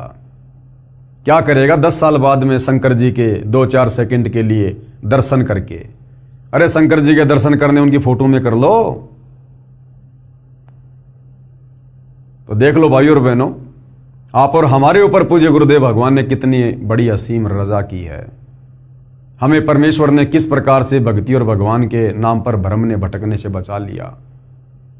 तो ऐसे भाई और बहनों, आप और हमने अनंत बार इस परमात्मा की प्राप्ति के लिए शास्त्र विरुद्ध साधना करके इसी प्रकार अपने शरीर को कष्ट दिया है, नष्ट कर दिया। अपने शरीर की भी हमने परवाह नहीं की, लेकिन हमें परमात्मा के दर्शन तक नहीं हुए। और आज साक्षात वो परमात्मा सशरीर धरती पर प्रकट है। आज भी यदि हम मौका चूक जाएंगे, उनको ना पहचान कर, उनको परमेश्वर ना मानकर अगर हमने गफलत कर दी, उनके द्वारा दी गई भक्ति साधना में कोई त्रुटि कर दी, मर्यादाओं में कोई त्रुटि कर दी, भक्ति भाव में कोई त्रुटि कर दी, और यदि हमारे किसी भी कर्म और क्रिया से यदि गुरुदेव भगवान नाराज हो गए, फिर हम इसी प्रकार से जन्म और मरण में और ये कष्ट भोगेंगे। तो आज हमने इस मौके को चूकना नहीं है। तो क्या कहा जा रहा कि हे मानव, आप जिन्हें काल ब्रह्म की कठिन से कठिन साधना की, घर त्याग कर जंगल में निवास किया, फिर भिक्षा प्राप्ति के लिए गांव व नगर में घर घर के द्वार पर हंड्या अर्थात घूमा। जंगल में साधनारत साधक निकट के गांव या शहर में जाता है। एक घर से भिक्षा पूरी नहीं मिलती तो अन्य घरों से भोजन लेकर जंगल में चला जाता है। कभी कभी तो साधक यानी भगत एक दिन भिक्षा मांग कर लाते हैं, उसी से 2-3 दिन निर्वाह करते हैं। रोटियों को पतले कपड़े, रुमाल जैसे कपड़े को छालना कहते हैं, छालने में लपेटकर पेड़ की टहनियों से बांध देते थे। वे रोटियां सूख जाती थी, उनको पानी में भिगोकर नरम करके खाते थे। वे प्रतिदिन भिक्षा मांगने जाने में जो समय व्यर्थ होता था, उसकी बचत करके उस समय को काल ब्रह्म की साधना में लगाते थे। कितनी महत्वपूर्ण बात है भाइयों और बहनों। जो साधक सतयुग त्रेता द्वापर में आप और हम ही थे भाइयों और बहनों, जो परमात्मा प्राप्ति के लिए भटक रहे थे, और हम उस समय इतना भी समय व्यर्थ में गंवाना उचित नहीं मानते थे कि क्या पता भगवान नाराज हो जाए, जितनी भक्ति कमाई कर सकते हैं कर लो, इस शरीर का कोई भरोसा नहीं। ये सोचकर आप और हम उन युगों में गांव में जाते थे, 2, 4, 5, 10 रोटियां मिलती थी लेकर आते थे, थोड़ा बहुत खाते थे, बाकी रोटियों को पेड़ से टांग देते थे, सूख जाती थी वो, और उन्हीं रोटियों को पानी में भिगो भिगो के नरम करके खाते थे। हर दिन गांव नहीं जाते थे भिक्षा लेने, ये सोचकर कि गांव में जाऊंगा आऊंगा 2 घंटे का मेरा समय बर्बाद होगा। तो सोचो भाई और बहनों, वर्तमान में तो हमें वास्तव में शास्त्र अनुकूल साधना मिली है, मोक्ष का मार्ग मिला है। इस समय आप और हमारे समय और श्वासों की कितनी कीमत है। इसलिए गुरुदेव भगवान कहते हैं कि ज्यादा से ज्यादा समय अपने परमेश्वर की भक्ति को दो, सेवा को दो, सुमरण को दो, सत्संग को दो। व्यर्थ में इधर उधर घूमना फिरना, व्यर्थ की बातें करना, बात बात में रिश्तेदारियों में जाना, घूमने फिरने जाना, ये भगत को शोभा नहीं देता है। अब भगत ने तो समय का सदुपयोग करने के लिए, अपनी रोजी रोटी के लिए पहले जहां हम 10-10, 12-12 घंटे काम करते थे, हमने उसको भी सीमित कर देना चाहिए। क्योंकि जब हमारे खर्चे सीमित हो गए तो हमारा काम धंधा भी सीमित हो जाना चाहिए। और अब तो हम सतगुरु की शरण में हैं, जिस भगवान ने हमारे को करने के लिए भजन दिया है और खाने के लिए भोजन भी देगा, भूखा नहीं रखेगा। तो अब आप और हमारे समय और श्वासों की कितनी कीमत है, ये हमें समझ में आ जानी चाहिए। छालने में लपेटकर वृक्ष की टहनियों से बांध देते थे। वे रोटियां सूख जाती हैं, उनको पानी में भिगोकर नरम करके खाते थे। वे प्रतिदिन भिक्षा मांगने जाने में जो समय व्यर्थ होता था, उसकी बचत करके उस समय को काल ब्रह्म की साधना में लगाते थे। भावार्थ है कि जन्म मरण से छुटकारा पाने के लिए अर्थात पूर्ण मोक्ष प्राप्ति के लिए वेदों में वर्णित विधि तथा लोक वेद से घोर तप करते थे। उनको तत्वदर्शी संत न मिलने के कारण निर्गुण राशा अर्थात गुप्त ज्ञान, जिसे तत्व ज्ञान कहते हैं, जो आज आप और हमें प्राप्त है, वह नहीं मिला।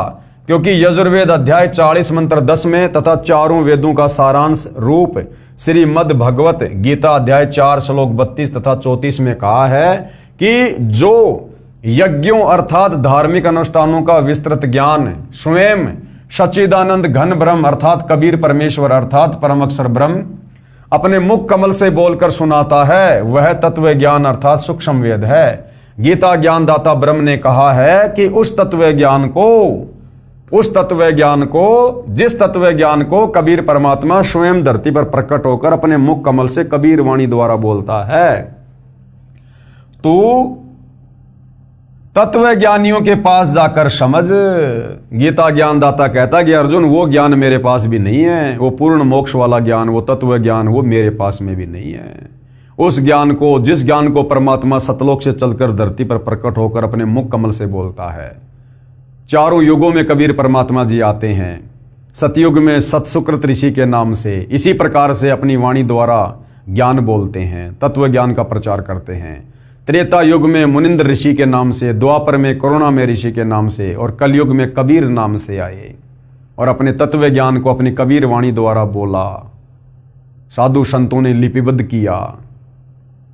कह रहे उस ज्ञान को जो तत्व ज्ञान है उसको तू तत्व ज्ञानियों के पास जाकर समझ, यानी किसी तत्वदर्शी संत के पास जाकर समझ। तू तत्व ज्ञानियों के पास जाकर समझ, उनको दंडवत प्रणाम करने से, नम्रता पूर्वक प्रश्न करने से वे परमात्म तत्व को भली भांति जानने वाले तत्वदर्शी संत तुझे तत्व ज्ञान का उपदेश करेंगे। और वो तत्व ज्ञान भाई और बहनों वर्तमान में कितना सुलभ हो गया, क्योंकि ये भक्ति युग है। परमात्मा ने भंडार खोल दिया। ये पवित्र पुस्तक कृष्ण बड़ा या कबीर, इसमें वही तत्व ज्ञान आप भाई बहनों को बताया जा रहा है जो तत्व ज्ञान परमात्मा चारों युगों में आकर देते हैं। जो तत्व ज्ञान अब सतगुरु रामपाल जी के रूप में वही कबीर परमात्मा सर्व परमात्मा चाहने वाली आत्माओं को मुफ्त में, फ्री में, निःशुल्क दे रहे हैं। तुझे तत्व ज्ञान का उपदेश करेंगे। इससे सिद्ध हुआ कि तत्व ज्ञान ना वेदों में है।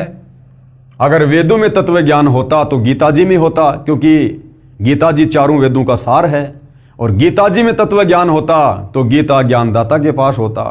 लेकिन गीता ज्ञानदाता कह रहा भैया मेरे पास भी वो तत्व ज्ञान नहीं है, वो तो तत्वदर्शी संत के पास मिलेगा। तो आज इस पृथ्वी पर वो तत्व ज्ञान, वो मोक्ष का पूर्ण मार्ग केवल सतगुरु रामपाल जी के पास है। इससे सिद्ध हुआ कि तत्व ज्ञान ना तो वेदों में है और ना ही गीता में है। यदि होता तो एक अध्याय और बोल देता, कह देता कि तत्व ज्ञान उस अध्याय में पढ़ लो।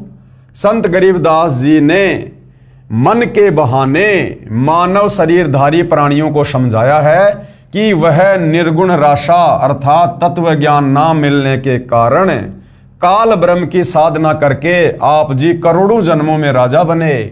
कोटि जन्म तू राजा की न्या, मिटी न मन की आशा, फिर भी मन की इच्छा समाप्त नहीं हुई। क्योंकि राजा सोचता है कि स्वर्ग में सुख है, यहां राज में कोई सुख चैन नहीं है, शांति नहीं है। निर्गुण राशा का क्या भावार्थ है, क्या बता रहे हैं पूज्य गुरुदेव भगवान। निर्गुण का अर्थ है कि वह वस्तु तो है परंतु उसका लाभ नहीं मिल रहा। यानी वस्तु तो है लेकिन उसका लाभ नहीं मिल रहा, उसको कहते हैं निर्गुण। जैसे आसमान में बादल हैं, हमें दिखाई दे रहे हैं, यदि बादल से बरसात नहीं हो रही है तो हमें उसका कोई लाभ नहीं है। जैसे आम का बीज है, उस आम के बीज में आम है हमें पता है, लेकिन उस बीज को खाने से आम का स्वाद नहीं आएगा, उसकी विधि है। अर्थात इसी प्रकार भगवान सर्वत्र है, लेकिन भगवान को प्राप्त करने की, उसके लोक को प्राप्त करने की एक विधि, एक साधना है, वो तत्वदर्शी संत ही बताता है। निर्गुण राशा का भावार्थ, निर्गुण का अर्थ है कि वह वस्तु तो है परंतु उसका लाभ नहीं मिल रहा। वृक्ष के बीज में फल तथा वृक्ष निर्गुण रूप में है, यानी बीज के अंदर फल भी है और पेड़ भी है। उस बीज को मिट्टी में बीज कर सिंचाई करके वह सरगुण वस्तु वृक्ष को फल प्राप्त की जाती है। ये ज्ञान ना होने से आम के फल व छाया से वंचित रह जाते हैं। राशा का मतलब होता झंझट अर्थात उलझा हुआ कार्य। सूक्ष्म वेद में परमेश्वर कबीर जी ने कहा है कि नौ मन सूत उलझिया ऋषि रहे झकमार, सतगुरु ऐसा सुलझा दे उलझे न दूजी बार। 9 मन यानी 360 किलोग्राम, सूत यानी कच्चा धागा। कबीर 9 मन सूत उलझिया ऋषि रहे झकमार, सतगुरु ऐसा सुलझा दे उलझे न दूजी बार। इन हमारे ज्ञानहीन, तत्व ज्ञानहीन धर्म गुरुओं ने, वो चाहे किसी भी धर्म का है, इन्होंने भक्ति मार्ग को, इन शास्त्रों की उल्टी व्याख्या समाज को बता बता के इतना उलझा दिया, इतना उलझाल दिया जैसे 9 मन सूत। अब भाई और बहनों 1 किलो सूत अगर वो उलझ पुलझ हो जाए तो परमात्मा कहते हैं उसको सुलझाने में कारीगर को पूरा दिन लग जाता है। यानी भक्ति मार्ग को सदियों से इन्होंने तत्व ज्ञान के अभाव में इतना उलझा दिया, समाज को शास्त्र विरुद्ध साधना पर लगाकर कि अब उसको सुलझाना मुश्किल हो रहा है। लेकिन वो सुलझाएगा कौन? सतगुरु। 9 मन सूत उलझिया ऋषि रहे जकमार। इस भक्ति मार्ग को इतना उलझा दिया कि ये हमारे धर्म गुरु सुलझाने में लगे हुए हैं, लेकिन ये सुलझा नहीं पा रहे। और सतगुरु ऐसा सुलझा दे, उलझे न दूजी बार। अब सतगुरु रामपाल जी ने अपने तत्व ज्ञान से इन धर्मशास्त्रों को खोल खोल कर ऐसा सुलझा दिया, ऐसा समझा दिया, इस कलयुग में परमात्मा चाहने वाली आत्माओं के लिए दोबारा नहीं उलझेगा। कबीर 9 मन सूत उलझिया ऋषि रहे जकमार। सतगुरु ऐसा सुलझा दे, उलझे न दूजी बार। क्या कह रहे हैं? परमेश्वर कबीर जी ने कहा है कि अध्यात्म ज्ञान रूपी 9 मन सूत उलझा हुआ है। 1 किलोग्राम उलझे हुए सूत को सीधा करने में 1 दिन से भी अधिक जुलाहों का समय लग जाता था। यदि सुलझाते समय धागा टूट जाता तो कपड़े में गांठ लग जाती। गांठ गठीले कपड़े को कोई मोल नहीं लेता था। इसलिए परमेश्वर कबीर जुलाहे ने, जो जुलाई की भूमिका कर रहे थे 650 साल पहले, जुलाहों का सटीक उदाहरण बताकर समझाया है कि अधिक उलझे हुए सूत को कोई नहीं सुलझाता था, उसको फेंक ही देते थे। अध्यात्म ज्ञान उसी 9 मन उलझे हुए सूत के समान है, जिसको सतगुरु अर्थात तत्वदर्शी संत ऐसा सुलझा देगा जो पुनः नहीं उलझेगा। अब सतगुरु रामपाल जी ने सुलझा दिया, धर्मशास्त्रों को खोल खोल के बता दिया कि समर्थ भगवान कौन है, शास्त्र अनुकूल साधना क्या है। आप और हमारे समझ में आ गया, तो अब आप और हम नहीं उलझ सकते, चाहे कोई कितनी अटबट क्यों ना करे। बिना सुलझे आध्यात्मिक ज्ञान के आधार से अर्थात लोकवेद के अनुसार साधना करके स्वर्ग नरक 84 लाख प्रकार के प्राणियों के जीवन, पृथ्वी पर किसी टुकड़े का राज्य, स्वर्ग का राज्य प्राप्त किया, फिर पुनः जन्म मरण के चक्कर में गिरकर कष्ट पर कष्ट उठाया, परंतु काल ब्रह्म की वेदों में वर्णित विधि अनुसार साधना करने से वह परम शांति तथा सनातन परम धाम प्राप्त नहीं हुआ, जो गीता अध्याय 18 श्लोक 62 में कहा है। और न ही परमेश्वर का वह परम पद प्राप्त हुआ जहां जाने के पश्चात साधक लौटकर संसार में कभी नहीं आते, जो गीता अध्याय 15 श्लोक 4 में कहा है। काल ब्रह्म की साधना से निम्न लाभ होता है। क्या होता है? वाणी संख्या 3। इंद्र कुबेर ईश की पदवी, ब्रह्मा वरुण धर्मराया, और विष्णुनाथ के पुर को जाकर बहुर अपूठा आया। यानी हमने मनुष्य जन्म में घोर साधना की, उस साधना के प्रतिफल में हम ऊपर के लोकों में चले गए, ब्रह्मा विष्णु महेश के हमने पद प्राप्त किए। लेकिन जैसे हमारी भक्ति कमाई नष्ट हुई, हमें वहां से धक्के दे दिया गया, हम पुनः वापस जन्म मरण में आए, लख 84 योनियों में गए, किंतु हमें वो मोक्ष मार्ग नहीं मिला।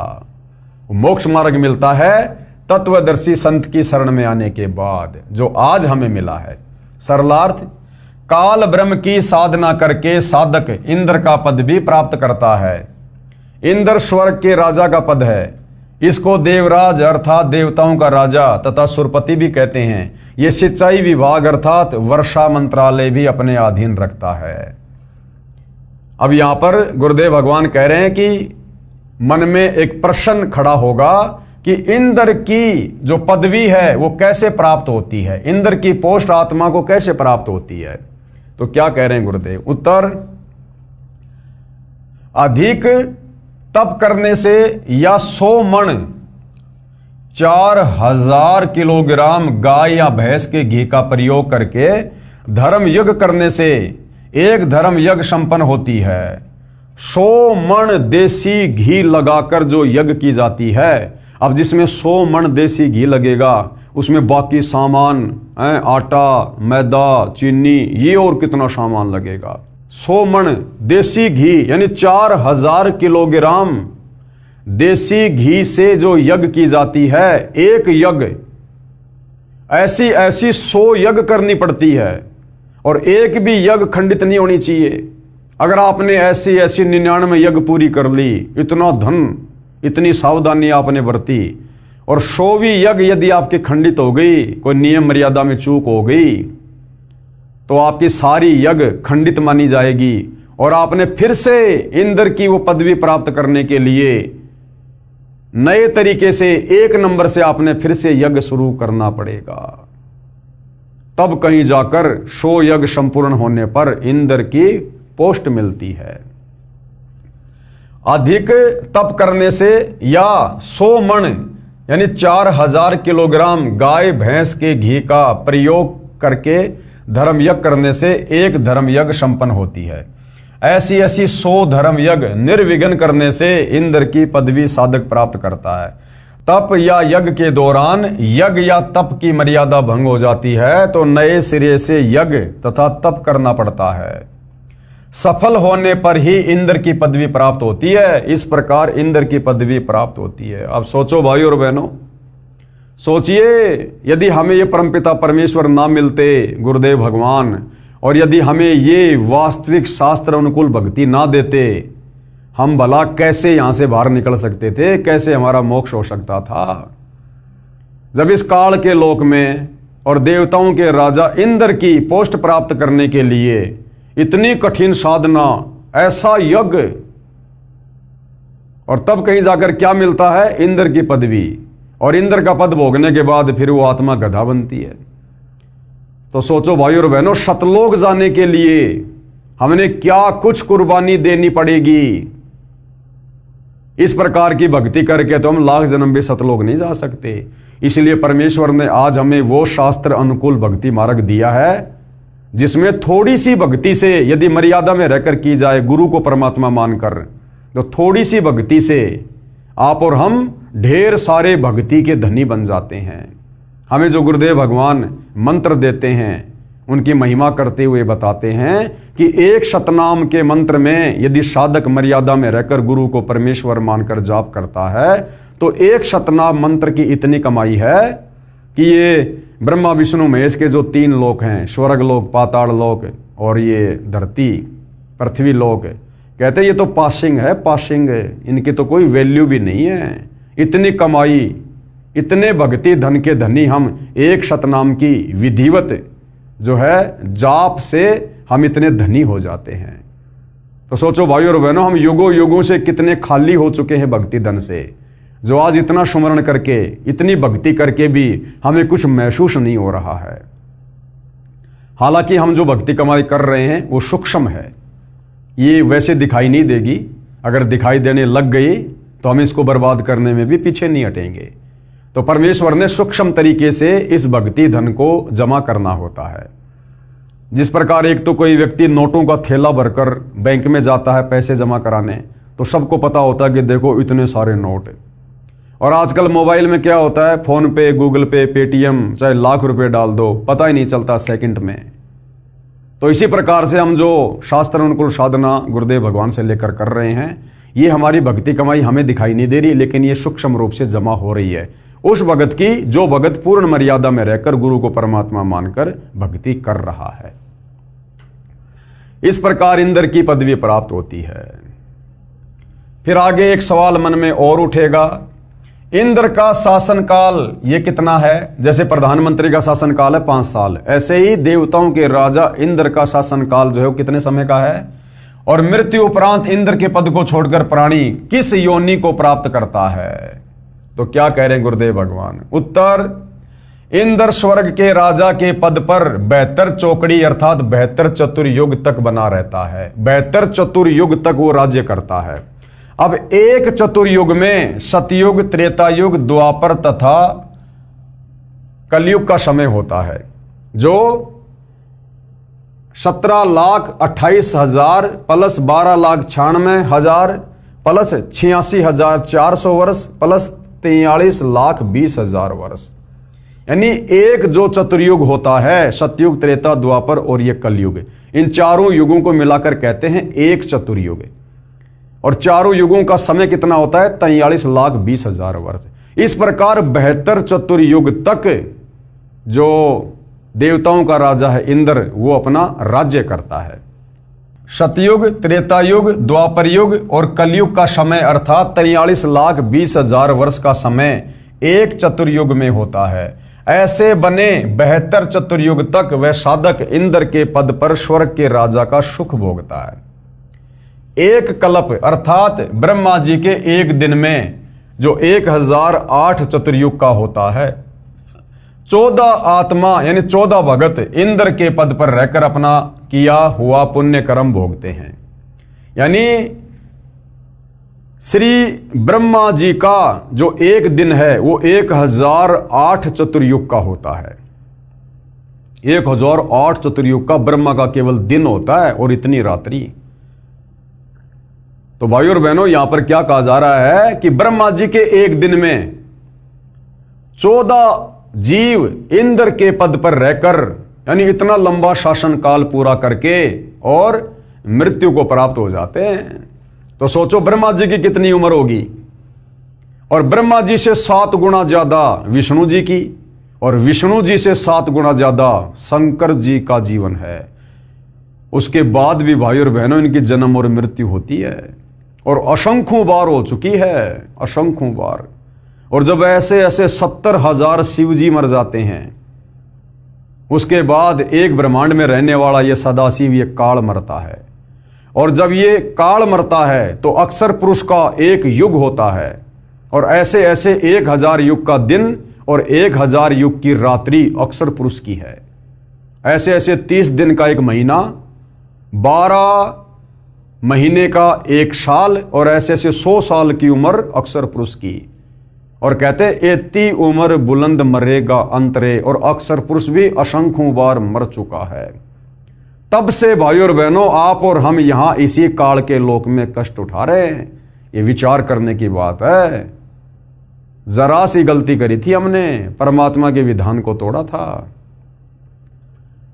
जब काल तप कर रहा था तो हमने अपने परमपिता परमात्मा से आस्था हटा के, यानी उनकी भक्ति से मन हटा के कर रहे थे, लेकिन ऊपरले मन से।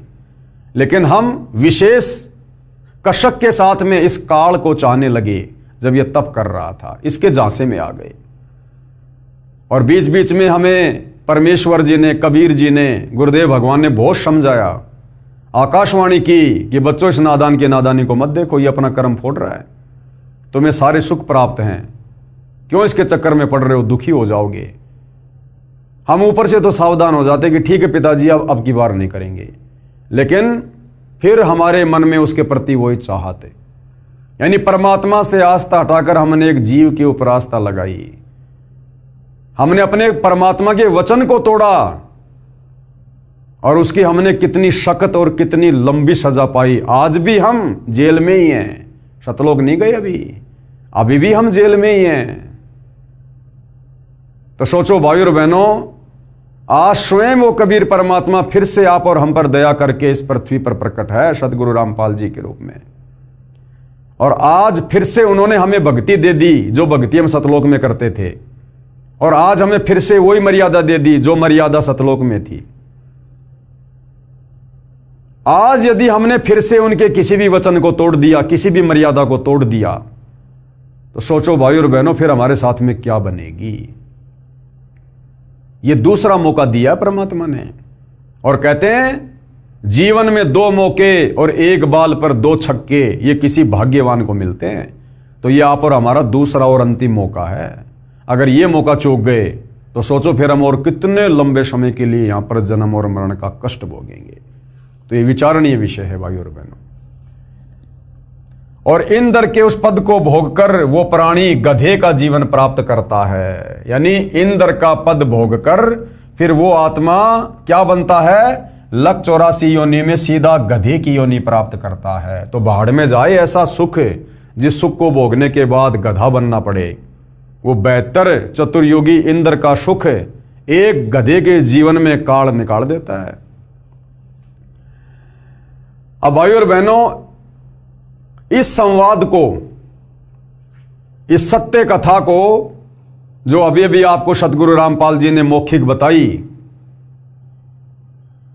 कि देवताओं के राजा इंद्र का पद प्राप्त करने के लिए साधक को कितना कठिन तप करना पड़ता है, या फिर 100 मण देसी घी की 100 यज्ञ करनी पड़ती हैं, तब जाकर इंद्र की पोस्ट मिलती है। और इंद्र की पोस्ट प्राप्त करके वो 72 चतुर्युगी यानी इतने समय वो वहां पर शासन काल करता है, 72 चतुर्युग तक। और जब उसका शासनकाल समाप्त हो जाता है उसके बाद वो सीधा लक 84 योनि में गधे की योनि से अपना नया जीवन शुरू करता है। अब ये सत्य कथा है, अमर कथा है।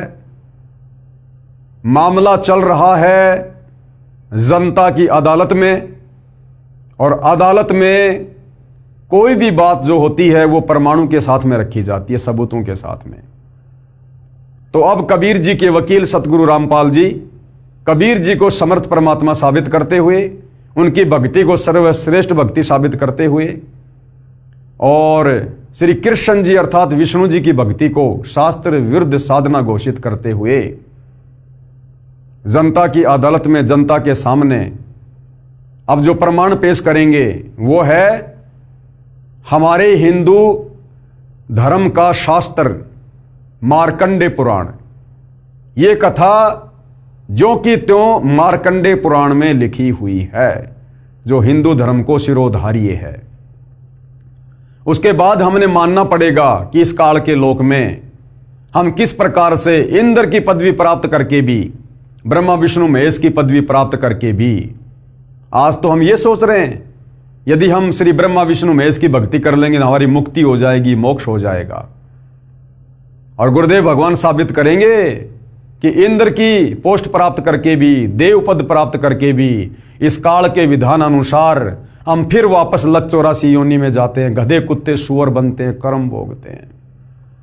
अर्थात 21 ब्रह्मांड में चारों वेदों और गीता जी के अनुसार साधना करके आप और हम मोक्ष प्राप्त नहीं कर सकते जब तक हमें तत्वदर्शी संत नहीं मिलेगा, जब तक हमें वो शास्त्र अनुकूल सत साधना नहीं मिलेगी, जब तक हमें गीता अध्याय 17 श्लोक 23 वाला वो अमर मंत्र ओम तत्सत नहीं मिलेगा, तब तक हम काल के कष्टों से मुक्त नहीं हो सकते, परम शांति को प्राप्त नहीं कर सकते, हम सतलोक नहीं जा सकते। तो ये सारा मामला जनता की अदालत में विचाराधीन है। एक तरफ श्री कृष्ण जी के वकील हिंदू धर्मगुरु खड़े हैं, दूसरी तरफ कबीर जी के वकील सतगुरु रामपाल जी खड़े हैं, और सतगुरु रामपाल जी धर्मशास्त्रों को आधार बनाकर जनता के सामने सारे प्रमाण कि कबीर बड़ा या कृष्ण, कबीर की भक्ति सर्वश्रेष्ठ या कृष्ण की, कबीर की भक्ति शास्त्र अनुकूल या कृष्ण की भक्ति शास्त्र विरुद्ध, इस बात को प्रमाणित कर रहे हैं, ताकि सदियों से भक्ति और भगवान के नाम पर भ्रमित भगत समाज अपनी आंखों से अपने ही धर्मशास्त्रों में छुपी सच्चाई को देखकर तत्वदर्शी संत सतगुरु रामपाल जी से उपदेश लेकर अपनी आत्मा का कल्याण करवाए। तो भाई और बहनों, ये जो मार्कंडे ऋषि की जो कथा है, जो मार्कंडे पुराण में है, जिसमें इंद्र जी का संवाद है, इस विषय पर हम जनता की अदालत में कल रात्रि 8:30 बजे चर्चा करेंगे, और हम जानेंगे कि वास्तव में शास्त्र अनुकूल साधना के बिना हम कितना ही जप कर लें, कितना ही हम तप कर लें, कितना ही दान धर्म कर लें, हम ऊपर के लोकों में राजा बन सकते हैं, देवताओं के राजा बन सकते हैं, देव पद प्राप्त कर सकते हैं, देवताओं के लोक में हम उनके नौकर बन सकते हैं, परंतु हम मोक्ष प्राप्त नहीं कर सकते। और मोक्ष नहीं मिला तो क्या फायदा इतनी मेहनत का, इतने तप करने का, इतने यज्ञ करने का, व्यर्थ, यूजलेस।